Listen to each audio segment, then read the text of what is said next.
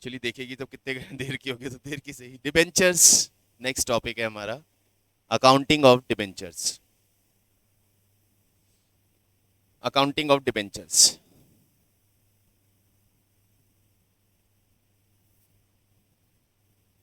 Debentures कैसे कैसे issue होते हैं, the way of issuing debentures.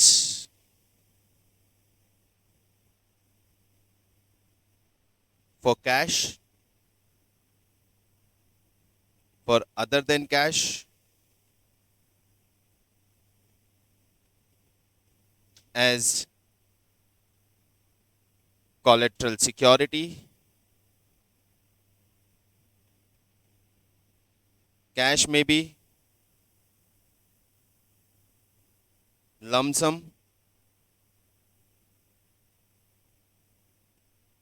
installments. Debenture can be issued for cash. Debenture can be issued for other than cash and as collateral security. Cash में यदि हम debentures issue कर रहे हैं तो कैश में डिबेंचर इशू करने का दो मोड हो सकता है, इधर वी आर इशूइंग लमसम और इन इंस्टॉलमेंट। ठीक है, लमसम का मतलब जितना भी इशू प्राइस है वो सारा इशू प्राइस एप्लीकेशन के साथ ही ले लेने का है, और इंस्टॉलमेंट का मतलब application, allotment, call, second call and all. तो इंस्टॉलमेंट को डिस्कस नहीं करूंगा। क्यों नहीं करूंगा? शेयर्स में कर चुके, वही सेम चीज है। डिफरेंस क्या है शेयर्स एंड डिबेंचर्स में? इसमें कोई कॉल्स इन एरियर नहीं है और कोई फोर फीचर नहीं, because you are taking loan from the investor ना। लोन ले देने वाले को बोलते हो कि अगली इंस्टॉलमेंट लोन की दे, वरना तेरा पुराना लोन जब्त कर लूंगा। बोले क्या पागल समझा है? तो इसमें कोई फोर फीचर नहीं होता, कोई कॉल्स इन एरियर वाला कॉन्सेप्ट नहीं होता। ठीक है, इसलिए इंस्टॉलमेंट में कुछ नहीं करने को है। Lump sum issue of debenture, lump sum यानी वन टाइम। वन टाइम यानी सारा पैसा हम eight the time of issue ले रहे हैं। डिबेंचर किन टर्म्स पे इशू हो सकता है? तो debenture can be issued at par, can be issued at premium, can be issued at discount. तीनों पे इशू हो सकता है। It can be issue at par, at premium और एट डिस्काउंट।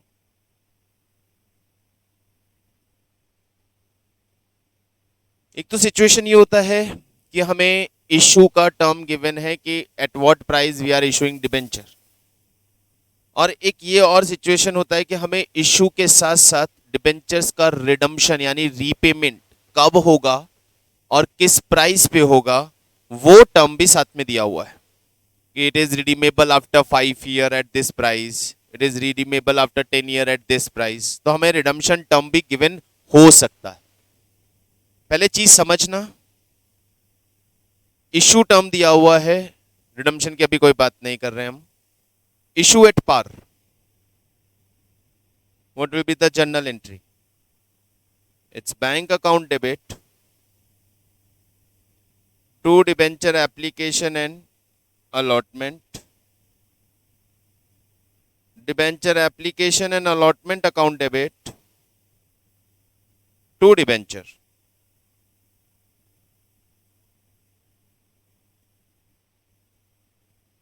ठीक है, सिर्फ समझना है ना। Debenture issue at premium,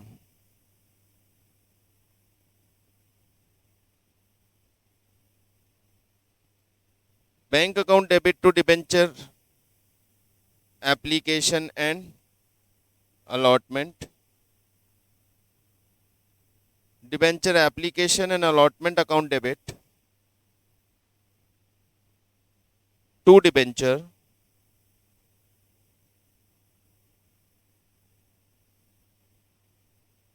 to security premium।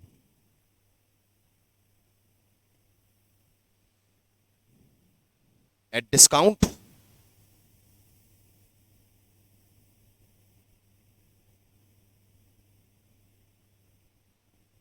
Bank account debit to debenture application and allotment.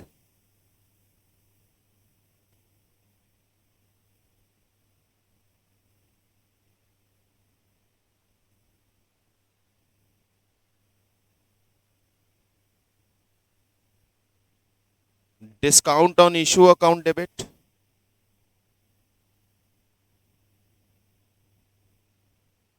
To debenture. तीन सिचुएशन ऑफ इशू हम डील कर रहे हैं। Situation one, debentures are issued at par, यानी एट फेस वैल्यू। हमने face value पे debenture issue किया है। फेस वैल्यू पे डिबेंचर इशू किया है।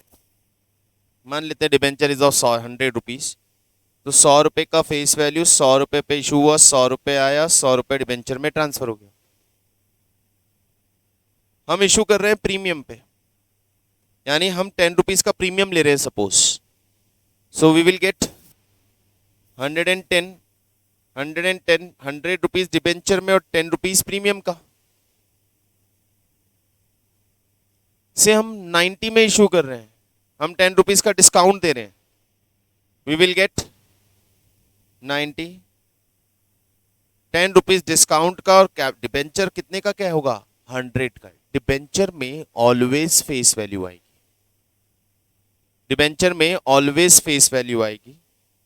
बैंक में जो भी अमाउंट हमें रिसीव हुआ वो अमाउंट आएगा, और जो डिफरेंस होगा, डिस्काउंट होगा तो डेबिट हो जाएगा, प्रीमियम होगा तो क्रेडिट हो जाएगा। अब यहां तक तो कोई इशू नहीं है, बात समझ में आ गया। अब मैं यहां इसके साथ ऐड कर रहा हूं redemption term, redemption term add कर रहा हूं। रिडम्पशन टर्म का मतलब, डिबेंचर इशू किया और साथ में ये मालूम है कि इसका रीपेमेंट कब होगा, और जब रीपेमेंट होगा तो रीपेमेंट पे हम क्या पे करने वाले हैं। तो हमारे पास आता है रिडम्पशन किस पे हो सकता है।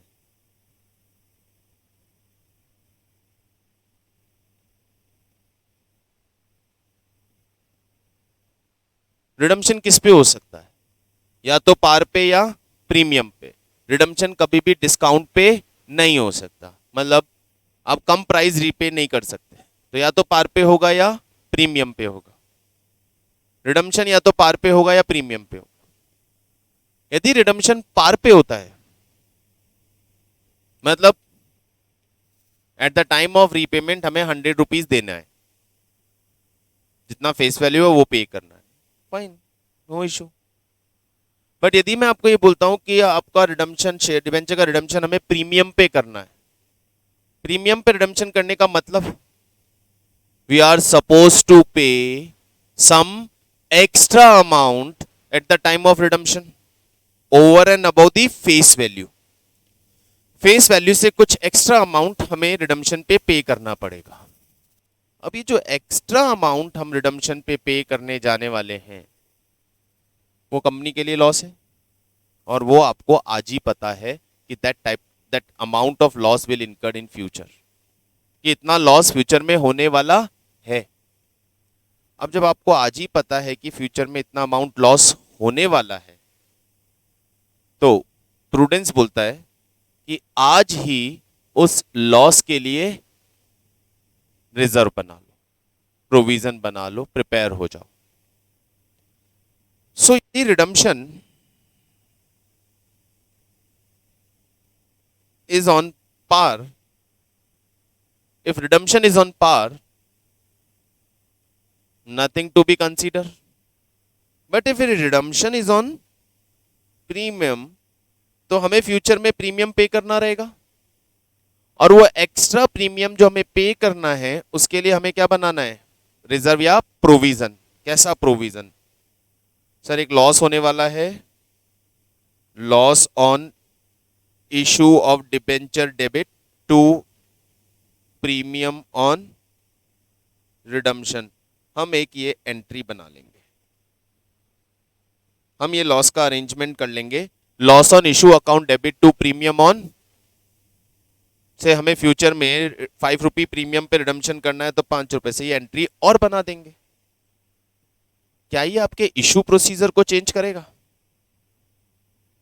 ये एंट्री कब बनेगी? If redemption is on premium, and if it redemption is on par तो हमें कुछ करना ही नहीं है, सोचना ही नहीं.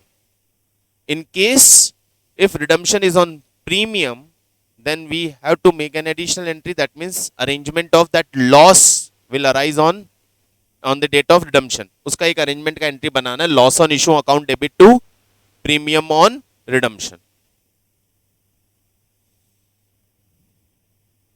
मैं आता हूं issue at par, redemption at par. Issue at par, redemption at premium.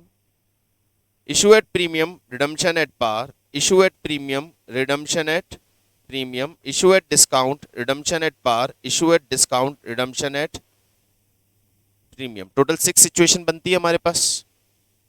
हम पार पे इशू कर रहे हैं, पार पे रिडीम करेंगे.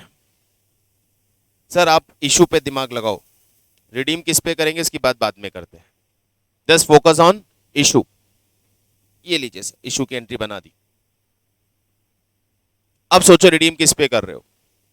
बोले तो पार पे कर लेना, कुछ नहीं करना, ये एंट्री है. मैं बोलता हूं रिडम्पशन प्रीमियम पे कर रहे हैं तो एक लॉस होगा, उसकी एक एक्स्ट्रा एंट्री. क्या एंट्री है? Loss on issue account debit to. बना दो. Loss on issue account debit to premium on redemption, उसकी एक एक्स्ट्रा एंट्री बनानी है. तो एक मिनट,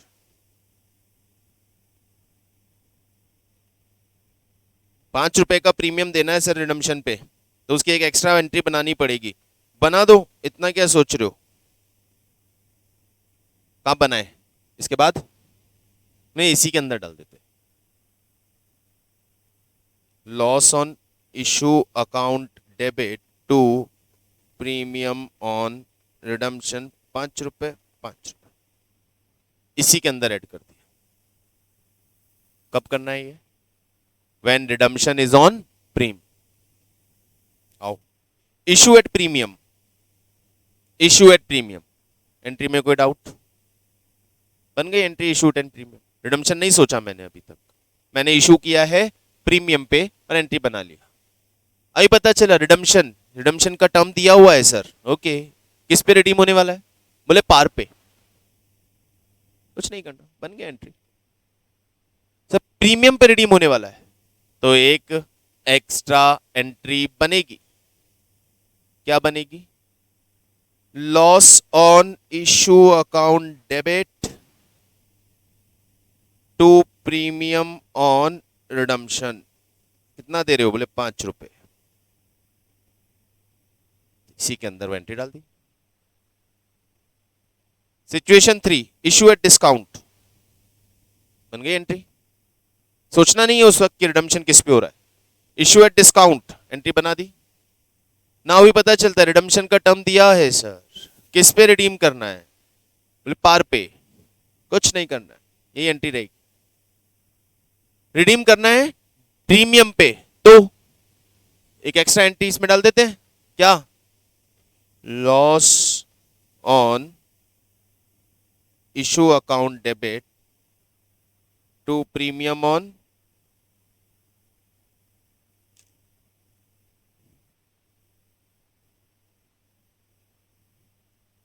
क्या था? 6 सिचुएशन थी. Issue at par, redemption at premium, issue at par, redemption at par, issue at premium, redemption at par, issue at premium, redemption at premium, issue at discount, redemption at par, issue at discount, redemption at premium. और फिर हम 6 तरह की 6 entries बना के उनको याद करने जा रहे हैं. नहीं करना है, इशू का एंट्री बनाना है विदाउट कंसीडरिंग की रिडम्पशन है या नहीं. फिर करो रिडम्पशन है क्या, पार पे है, आगे निकल जाओ. पार पे नहीं है, सेकंड वाली एंट्री के अंदर एक एंट्री एंड कर दो. सो such are the 6 possible situations of issue at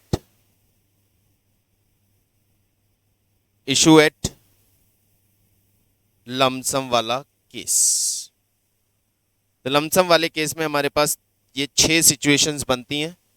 मैंने आपको यहाँ पे 3 सिचुएशंस एंट्री लिखी.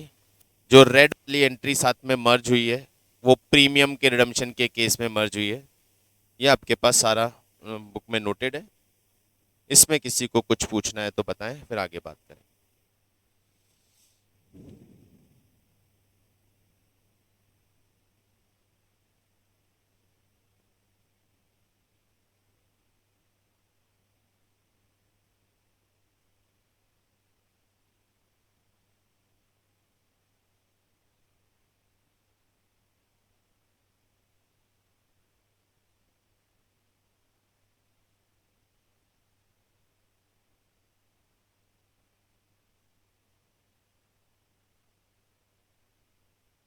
All good.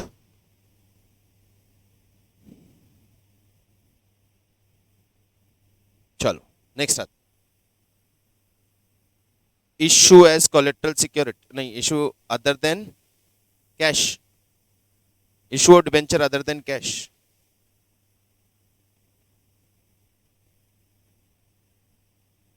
What is other than cash? Sir payment में कैश नहीं आ रही है, पेमेंट में काइंड आ रहा है। काइंड मतलब हमने कोई एसेट्स खरीदी होंगी, बिजनेस टेक ओवर किया होगा, उसका पेमेंट हम डिबेंचर की फॉर्म में कर रहे हैं।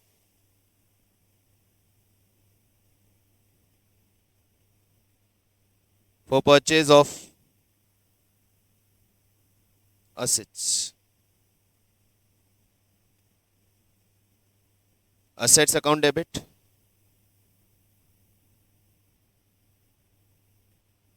to liability to vendor,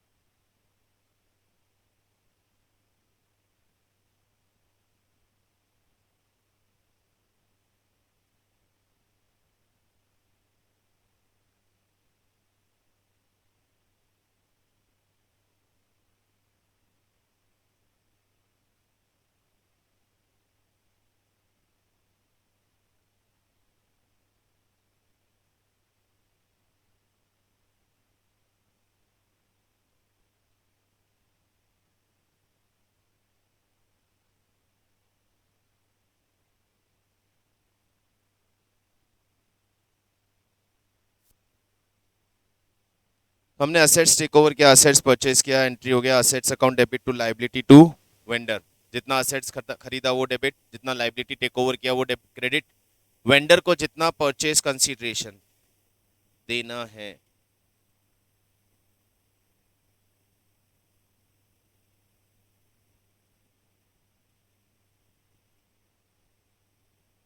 अब यदि हम कम पेमेंट कर रहे हैं तो कैपिटल रिजर्व, ज्यादा पेमेंट कर रहे हैं तो गुडविल, तो इधर difference will be capital reserve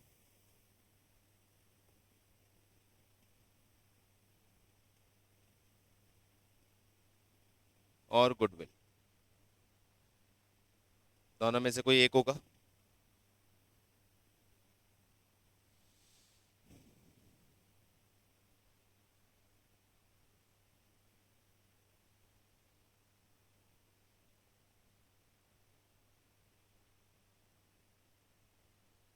ठीक है ना?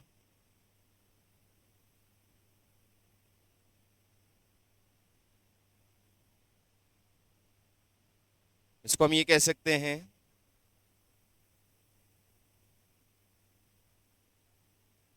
if purchase consideration is more than net assets, it is for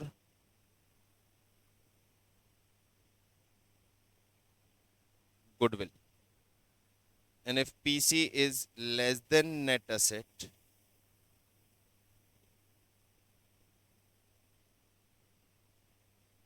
it is capital reserve. मतलब हम जो पेमेंट कर रहे हैं, purchase consideration is the payment. यदि हम पेमेंट कर रहे हैं और वो पेमेंट हमें बता दिया गया है कि कितना पेमेंट करना है, वेंडर को हमें क्या देना है, यदि वो पेमेंट नेट एसेट से ज़्यादा है, दैट मीन्स आप कुछ एक्स्ट्रा और ले रहे हो जिसका पेमेंट कर रहे हो, and that extra is goodwill.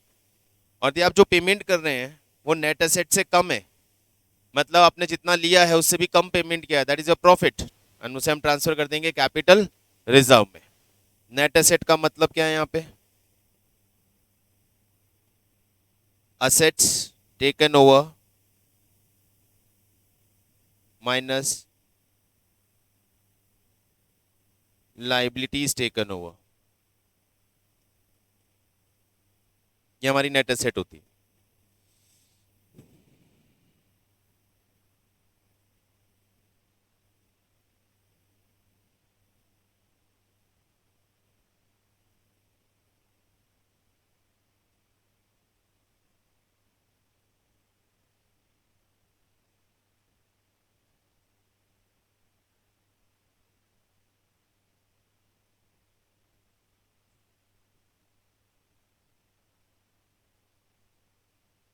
ठीक है,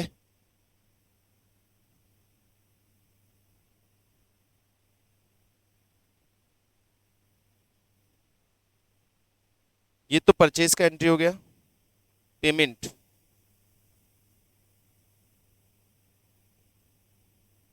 vendor account debit to debenture, and if debenture are issued at premium तो टू सिक्योरिटी प्रीमियम, और डिस्काउंट पे इशू किया है तो to discount on issue debit हो जाएगा।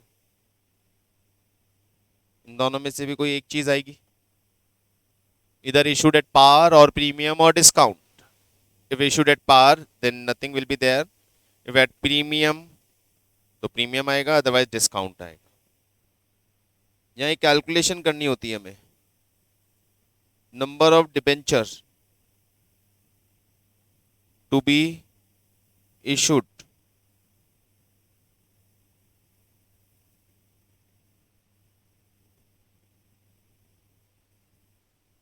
amount to be paid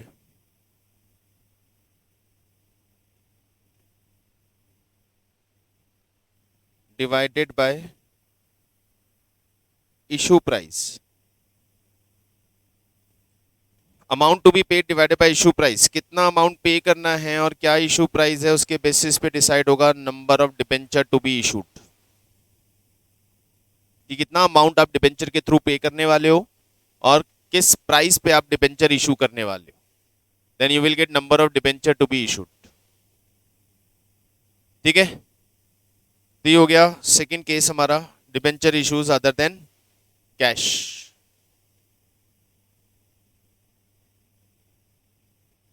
next is as collateral security. I will share this file. Next is as collateral security. Debenture issues as collateral security. Collateral security का मतलब bank से हमने कोई loan लिया है और उस लोन के सिक्योरिटी की फॉर्म में हम डिबेंचर इशू कर रहे हैं बैंक को कि यदि हमने लोन में डिफॉल्ट किया तो ये डिबेंचर एक्टिवेट हो जाएंगे और आप उसी दिन से लोन प्रोवाइडर की जगह डिबेंचर होल्डर बन जाएंगे। और as you will be a debenture holder, you will become a debenture holder, आपको कंपनी की सारी एसेट्स पे फ्लोटिंग राइट मिल जाएगा, तो आप सिक्योर्ड हो जाओगे। अब क्या एक्चुअली कोई डिबेंचर इशू हो रहे हैं? तो एक्चुअली तो कोई भी डिबेंचर इशू नहीं हो रहे, आप सिर्फ उन्हें हैंडओवर कर रहे हैं कि रख लो, नाम नहीं लिखा है इस पे हमने आपका, हम डिफॉल्ट करेंगे तो अपना नाम इस पे लिख लेना। एक्चुअली डिबेंचर तो इशू होने, लेकिन आपने कोलेट्रल तो दिया है, और कोलेट्रल दिया है तो उसकी इंफॉर्मेशन आप अपने शेयर होल्डर, अपने मैनेजमेंट को तो देंगे, पब्लिक को तो देंगे। तो उसकी इंफॉर्मेशन देने के दो तरीके, एक या तो आप डिस्क्लेमर में डिस्क्लोज कर दें कि such number of debentures has been issued as collateral to this particular bank against this loan, खत्म। मतलब एंट्री बनानी है ना, नो एंट्री।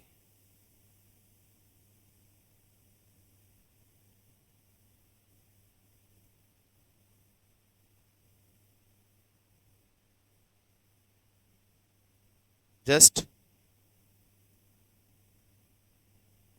डिस्क्लोजर, कोई एंट्री नहीं बनाएंगे, डिस्क्लोजर दे देंगे बस। दूसरा, सर डिस्क्लोजर नहीं रीड करता कोई, एंट्री बना दो ताकि दिखे, पर एंट्री का इंपैक्ट तो दे नहीं सकते ना हम फाइनल अकाउंट्स पे। तो हम एंट्री बनाएंगे, debenture suspense account debit to debenture.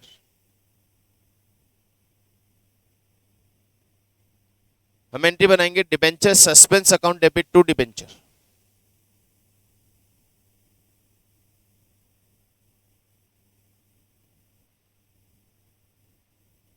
Balance sheet के अंदर नॉन करंट लाइबिलिटी के अंदर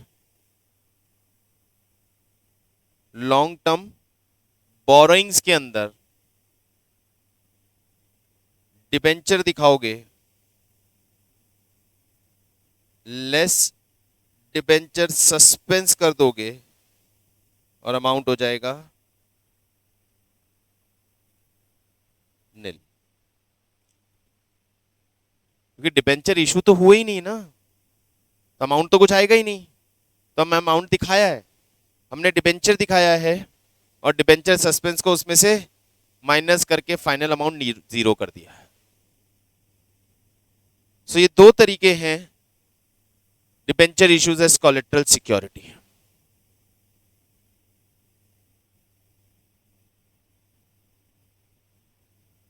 यहां हमने बात की अभी तक इशू ऑफ डिबेंचर कि कैसे कैसे डिबेंचर इशू होते हैं।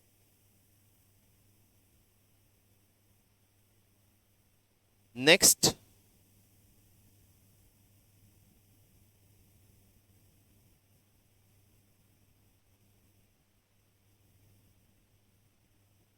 Interest on debenture.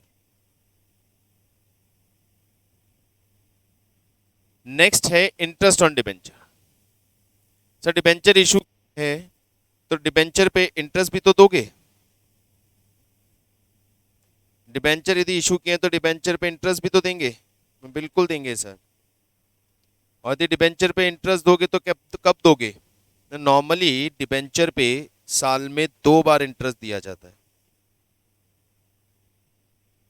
Normally debenture में साल में 2 बार इंटरेस्ट दिया जाता है।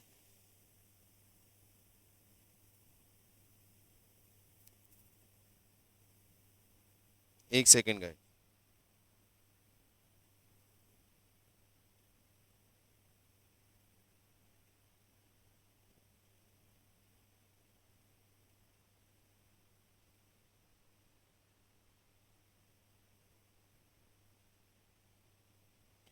नॉर्मली डिबेंचर पे साल में 2 बार इंटरेस्ट दिया जाता है।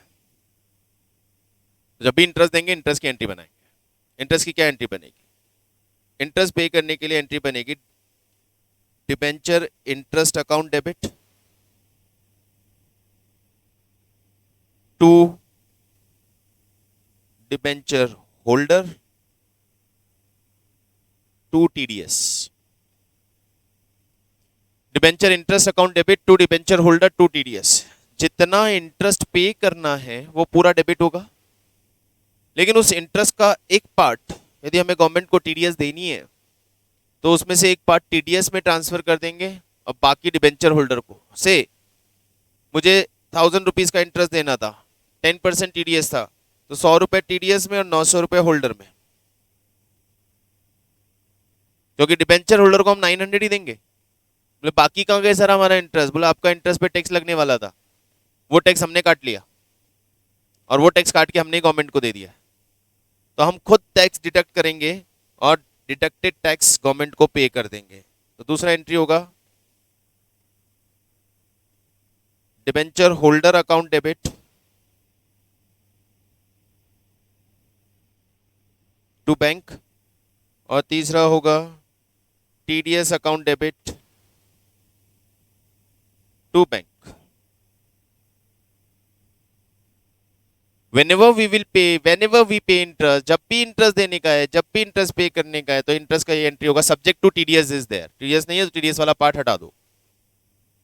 तो debenture interest account debit to debenture holder to TDS, and then debenture holder को पेमेंट कर दो, टीडीएस का पेमेंट गवर्नमेंट को कर दो। Then at the end of the year, at the end of the year जितना भी इंटरेस्ट हमने पे किया उसे ट्रांसफर कर देंगे पी एंड एल में, P and L account debit to debenture interest. तो वो तीन एंट्रीज उस हर बार होगी जब भी आप इंटरेस्ट पे करोगे, और ये लास्ट एंट्री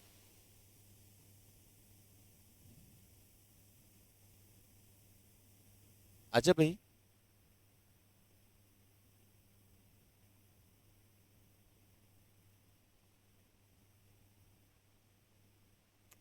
इंटरेस्ट पेमेंट की एंट्री जब भी होगी तीनों एंट्री होगी, और इंटरेस्ट को पीएनएल में ट्रांसफर करने की एंट्री होगी जब हम ईयर एंड करेंगे। तो पूरा इंटरेस्ट जो साल भर में हमने पे किया पूरा पीएनएल में ट्रांसफर हो जाएगा, PNL account debit to debenture interest. Fine. Next concept, writing off loss on issue.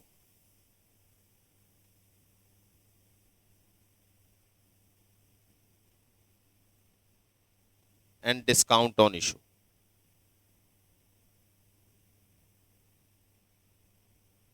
Debenture को इशू करने में जो भी लॉस हुआ वो लॉस राइट ऑफ करना होता है। लॉस या डिस्काउंट दिया वो भी लॉस है, और जो लॉस और रिडम्पशन होने वाला है वो भी लॉस है, हमें उसे राइट ऑफ करना है eight the end of the first year. It should be return of in the first year itself, उसे फर्स्ट ईयर में ही राइट ऑफ कर देना है। किससे राइट ऑफ होगा? तो उसका एक ऑर्डर है। First of all security premium, capital reserve से, सबसे पहले कैपिटल रिजर्व से, फिर सिक्योरिटी प्रीमियम से, फिर पी एंड एल से या जनरल रिजर्व से। तो capital reserve, security premium, general reserve, P and L, ये और to loss on issue, to discount on issue.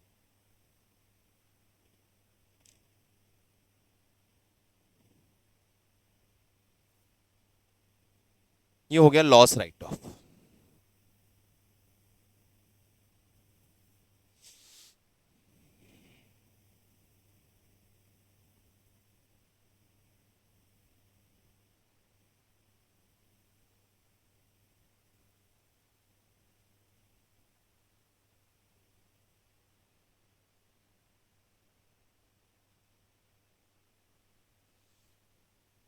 ठीक है, तो डिबेंचर इशू हो गए, डिबेंचर पे इंटरेस्ट पे हो गया, डिबेंचर का लॉस राइट ऑफ हो गया, अब इनके रीपेमेंट का टाइम आ गया। तो चलिए डिबेंचर को अब रिडीम करते हैं, redeem debenture.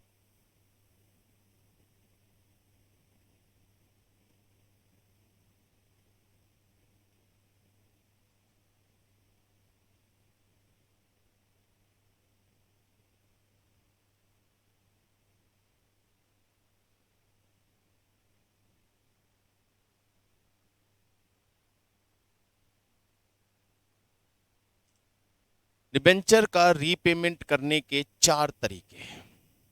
There are 4 different ways of redemption of debenture. Debenture को 4 तरीकों से रिडीम किया जा सकता है। पहला, lump sum.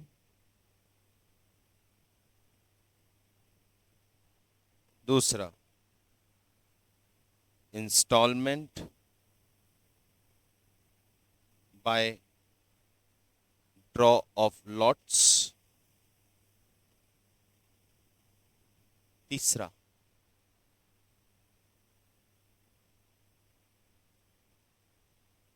Purchase from open market. चौथा,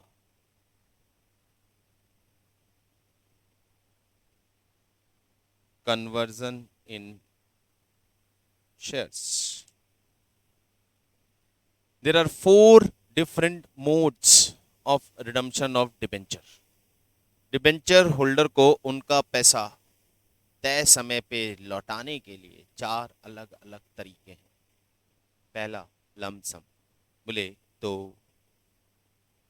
डेट आ गई सर, पेमेंट दे दो, ले लो, खत्म, बस पेमेंट कर दो बड़े प्यार से। Debenture account debit, premium on redemption account debit, to debenture holder account debit to bank. लीजिए सर, पेमेंट हो गया। पेमेंट करना है, बोले बहुत आसान से कम है। ये डिबेंचर जितना पेमेंट करना है उस डिबेंचर को डेबिट करो, जितना प्रीमियम देना है रिडम्पशन पे तो उसे भी डेबिट करो। पहले होल्डर में ट्रांसफर करेंगे, यानी लायबिलिटी क्रिएट करेंगे, ड्यू करेंगे, और फिर डिबेंचर होल्डर को पूरा पेमेंट कर देंगे, खत्म। वेरी सिंपल चीज, बहुत आसानी से। हाँ जी, हाँ हाँ बिल्कुल। आपने इस प्रीमियम का अरेंजमेंट पहले से किया हुआ है इशू के टाइम पे, तो वही प्रीमियम ऑन रिडम्पशन यहाँ आके डेबिट हो गया। और यदि आपने उस वक्त ये प्रीमियम ऑन रिडम्पशन डेबिट नहीं किया था, तो हमने किया था ना, ये रहा, हमने ये प्रीमियम ऑन रिडम्पशन यहाँ 5 रुपए डेबिट किया था, अभी पे करने का टाइम आया तो वही प्रीमियम ऑन रिडम्पशन यहाँ आके डेबिट हो गया। और यदि वहां अरेंजमेंट नहीं हुआ है तो अब डेबिट हुआ है तो यहां से राइट ऑफ होगा, ठीक है। ये था lump sum. What about instalment, draw of lots. Sir हमारा टोटल 20 लाख डिबेंचर है, हम 5 साल बाद 5-5 लाख करके पे करना शुरू कर देंगे और 4 साल में खत्म कर देंगे।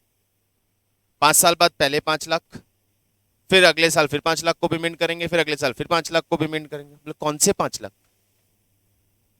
कौन से 5 lakh debenture? Draw of lot, lottery से निकालेंगे कि पहले किसका नंबर आया। 5 लाख ड्रॉ ऑफ लॉट से निकालेंगे, पेमेंट कर देंगे। अगले साल फिर ड्रॉ ऑफ लॉट से निकालेंगे, पेमेंट कर। पेमेंट करोगे तो सर एंट्री क्या करोगे? बोले हर बार यही एंट्री करेंगे, पेमेंट ही तो कर रहे हैं। लमसम एक बार में कर रहे थे तो एक बार एंट्री की थी, अब 5 बार में कर रहे हैं तो 5 बार एंट्री करेंगे। जब भी पेमेंट करेंगे यही एंट्री करेंगे सर। तो इंस्टॉलमेंट में भी every time same entry will be there. Lump sum में पहली बार में 20 लाख से एंट्री हो गई थी, इंस्टॉलमेंट में हर बार 5-5 लाख से एंट्री होगी, 4 साल तक 4 बार। That is instalment.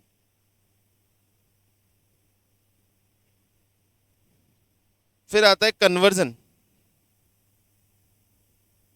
क्या कर रहे हैं? बोले सर डिबेंचर होल्डर को चॉइस दिया है कि भाई लोगों, अभी तक लोन की तरह इंटरेस्ट के मजे ले रहे थे, अभी कंपनी का ग्रोथ समझ में आया ना कि बहुत अच्छा ग्रोथ हो रहा है, पैसा वापस चाहिए या शेयर होल्डर बनना है?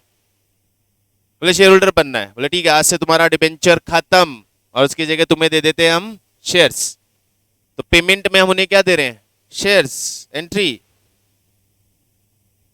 डिबेंचर अकाउंट डेबिट, प्रीमियम है तो premium on redemption account debit, to debenture holder और debenture holder account debit to share capital, shares दे दिए। और शेयर्स यदि प्रीमियम पे दे रहे हो तो टू सिक्योरिटी प्रीमियम साथ में और चिपका देंगे इसमें।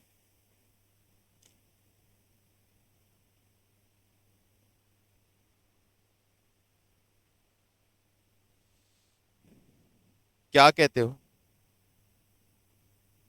क्या ख्याल है यहां तक? Last concept of the chapter, purchase from open market.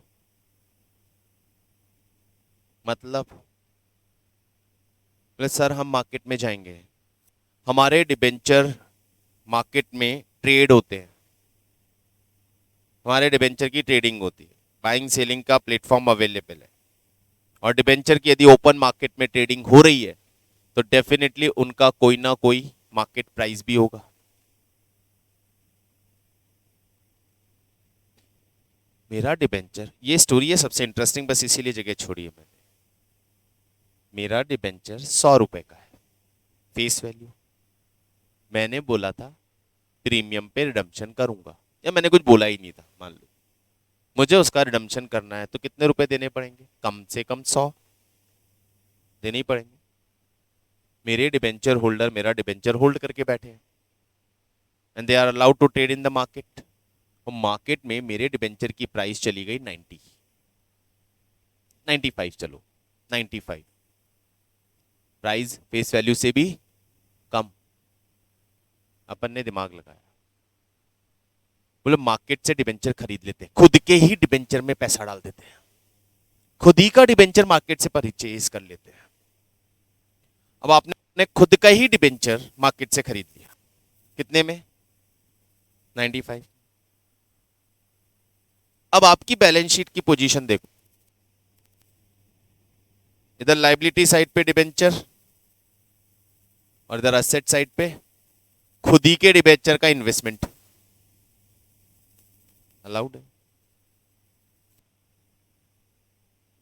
मेरा ही डिबेंचर में मैंने ही इन्वेस्टमेंट करके उन्हें खरीद लिया तो वो मेरी असेट है।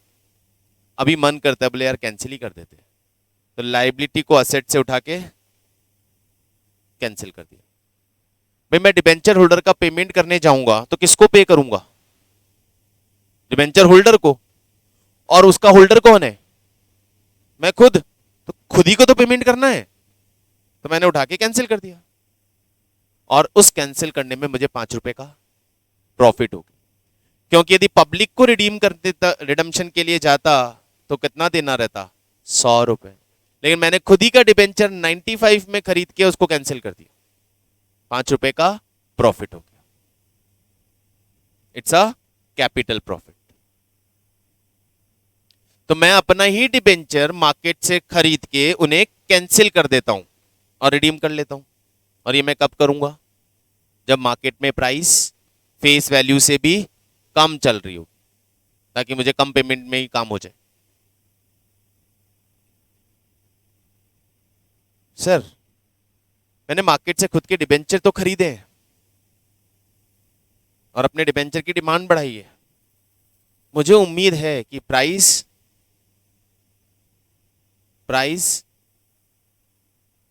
बढ़ेगी, मैं कैंसिल नहीं करना चाहता।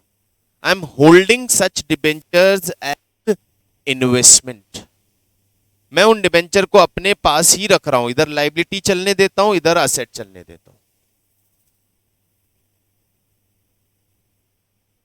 ऐसा करते करते करते करते 6 महीने बाद पता चला मेरे डिबेंचर की मार्केट प्राइस 102 रुपए हो गई।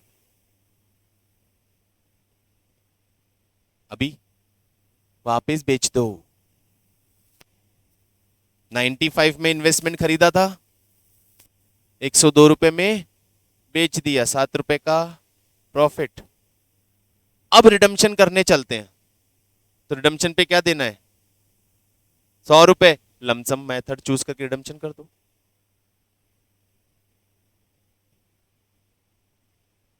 एक साल मैंने वो डिबेंचर अपने पास रख लिए, मार्केट प्राइस स्टिल नहीं बढ़ रही, तो एक साल बाद मैंने डिसाइड किया चलो अब कैंसिल कर देते हैं, कैंसिल कर दो।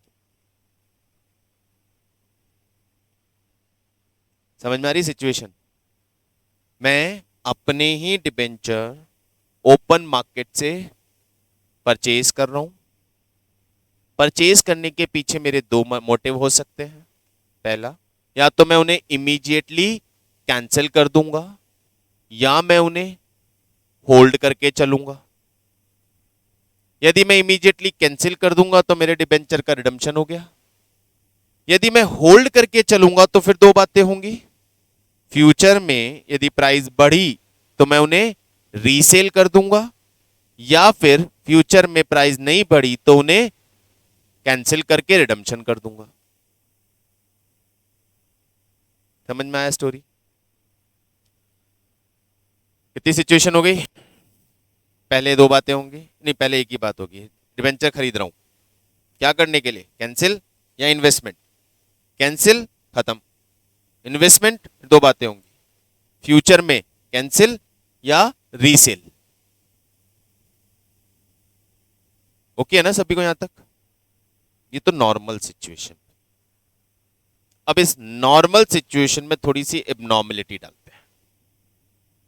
सर, आपने डिबेंचर खरीदे और खरीद के कैंसिल कर दिए तो समझ में आता है, लेकिन आपने डिबेंचर खरीदे और खरीद के इन्वेस्टमेंट की तरह रख लिए, तो क्या वो आप ही के डिबेंचर? बोले नहीं सर, वो तो मेरा इन्वेस्टमेंट है। तो क्या आप अपने डिबेंचर होल्डर को इंटरेस्ट दोगे? तो दूंगा, सारे थोड़ी खरीदे, थोड़े से खरीदे। तो क्या डिबेंचर होल्डर को इंटरेस्ट दोगे? बोले सबको दूंगा। सबको मतलब जितने भी हैं उन सबको दूंगा। उन सब में दो लोग हैं, एक आउटसाइडर और एक मैं खुद। तो इंटरेस्ट सबको दोगे? बिल्कुल दूंगा सर। मैं इंटरेस्ट का एंट्री सबके लिए बनाऊंगा, debenture interest to debenture holder, और फिर पे भी करूंगा, debenture holder account debit to bank. बोले सर लेकिन एक प्रॉब्लम, जब मैं टू बैंक करने जाऊंगा ना तो वहां पे बैंक में वहां नाम लिखते हुए पता चलेगा ये तो मेरा ही बैंक अकाउंट आ रहा है। तो जितना बाहर वालों को पे करना है वो तो बैंक से पे कर दूंगा, और जो घर में ही वापस आने वाला है उसका नाम चेंज कर दूंगा, इनकम ऑन इन्वेस्टमेंट। इनकम भी तो होगी। इधर खर्चा दिखाऊंगा, इधर इनकम दिखाऊंगा। इस जेब से तो इंटरेस्ट आ रहा है, बाहर वाले तो हाथ से ले गए कैश, और घर वालों के लिए वापस आके इन्वेस्टमेंट के थ्रू जेब में वापस आ गया। तो इधर डिबेंचर इंटरेस्ट एक्सपेंस और उधर इन्वेस्टमेंट पे इंटरेस्ट की इनकम। ना वो कैश में जाएगा और ना ही वो कैश में आएगा, बट एंट्री दो, पे करने की और रिसीव करने की। ये केस समझ में आ गया? दूसरा प्रॉब्लम, सर जब आप डिबेंचर मार्केट से खरीदने गए तो आप कौन सी डेट को खरीदने गए? कौन सी डेट को खरीदने गए? यदि आप डेट ऑफ इंटरेस्ट को खरीदने गए, जिस दिन इंटरेस्ट, बाकी सबको इंटरेस्ट पे कर दिया और आप खुद मार्केट में जाके खरीद रहे हो, तो कोई प्रॉब्लम नहीं है। जो भी बेचने वाला है उसको उस दिन तक का इंटरेस्ट मिल चुका है।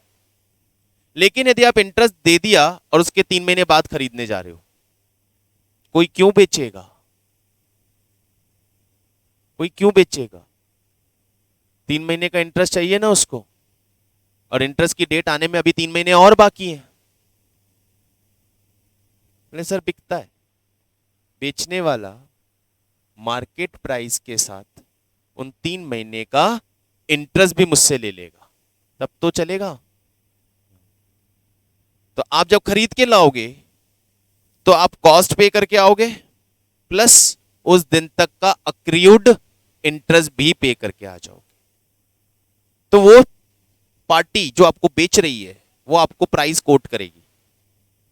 वो जो प्राइस कोट करेगी कि इतनी प्राइस पे बेचूंगा मैं, उस कोटेड प्राइस में दो फॉर्म है। या तो वो कोटेड प्राइस कम इंटरेस्ट होगी या वो कोटेड प्राइस एक्स इंटरेस्ट होगी। कम इंटरेस्ट का मतलब उस कोटेड प्राइस में उसने इंटरेस्ट ऐड करके बता दिया आपको, इतना पैसा चाहिए मुझे, इसमें से कुछ कॉस्ट का है बाकी इंटरेस्ट है, कुछ इंटरेस्ट का है बाकी कॉस्ट का है। या उसने बोला कोटेड प्राइस दी, बोले 92 में बेचूंगा डिबेंचर एक्स, यानी 92 में तो डिबेंचर दूंगा और जो एक्रूड इंटरेस्ट है वो ऊपर से और लूंगा, तो वो जो कोटेड प्राइस होगी वो एक्स इंटरेस्ट प्राइस होगी। एक्स मतलब एक्सक्लूडिंग इंटरेस्ट, कम मतलब क्यूमुलेटिव ऑफ इंटरेस्ट। तो मुझे वहां पे वो देखना पड़ेगा कि मैं उसको खरीदते वक्त इंटरेस्ट दे के आया हूं, वो मैं ऑलरेडी दे के आया हूं।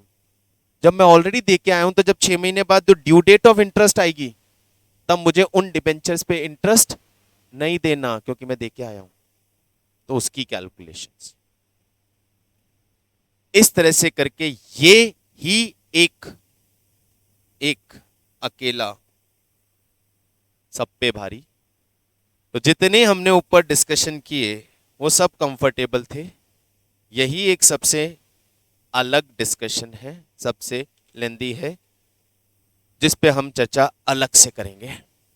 अभी आप यहां तक एक्सेप्ट दिस पर्टिकुलर पार्ट, बाकी सबको रिवाइज करेंगे और स्टडी मटेरियल में ज्यादा कुछ नहीं है, 4-5 इलस्ट्रेशंस दिए हुए हैं, उन पे काम करें। ठीक है, कल मैं इस टॉपिक को उठाऊंगा और इससे रिलेटेड सारी एंट्रीज और इसके ऊपर डिस्कशन कंटिन्यू करें।